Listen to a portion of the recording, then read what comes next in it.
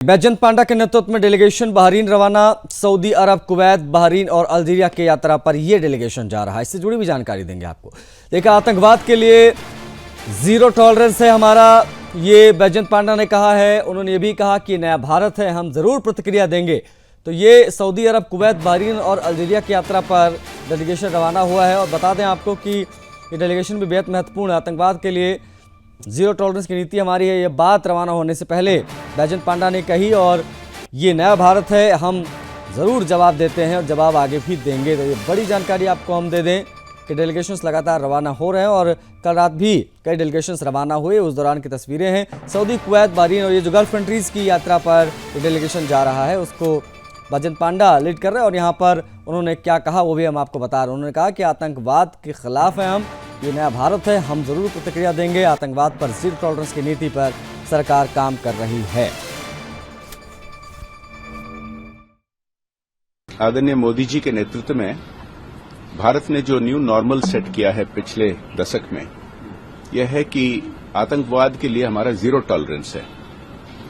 ये नया भारत है, ये जरूर हम रेस्पॉन्स देंगे। और जो कोई ऐसा हमला करने के लिए सोच रहे हैं, उनको सोचना पड़ेगा कि वो बहुत महंगा पड़ेगा उनको। और ये हम करके दिखाए हैं, भारत ने करके दिखाया है ऑपरेशन सिंदूर के जरिए।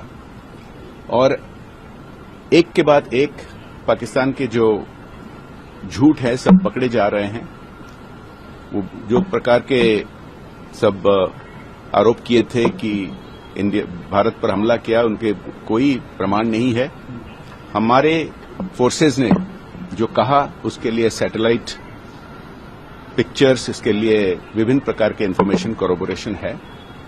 और आदरणीय प्रधानमंत्री जी ने जिस तरह के रिलेशनशिप्स बनाए हैं पूरे दुनिया भर, उसका भी हमें बहुत फायदा मिल रहा है।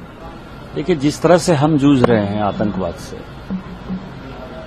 तो इन देशों में जहां हम जा रहे हैं और जो इस्लाम के लिए सबसे महत्वपूर्ण देश है वो सऊदी अरब है, जहां मक्का है, मदीना है,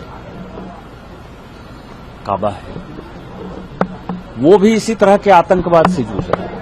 यमन एक ऐसा देश है, वो भी मुस्लिम देश है। और मुस्लिम देश जो है सऊदी अरब को लगातार परेशान करता है, लगातार तंग करता है। तो उनको आतंकवाद की परिभाषा पता है कि किस तरह से, क्योंकि आतंकवाद का कोई धर्म नहीं होता। पहलगांव की घटना जो है एक अलग घटना है कि पहलगांव में धर्म के आधार पर जो है पहली बार मारा गया। लेकिन जनरली ये माना गया है कि आतंकवाद जो है वो बाउंड्री के बाहर है और धर्म से ऊपर है।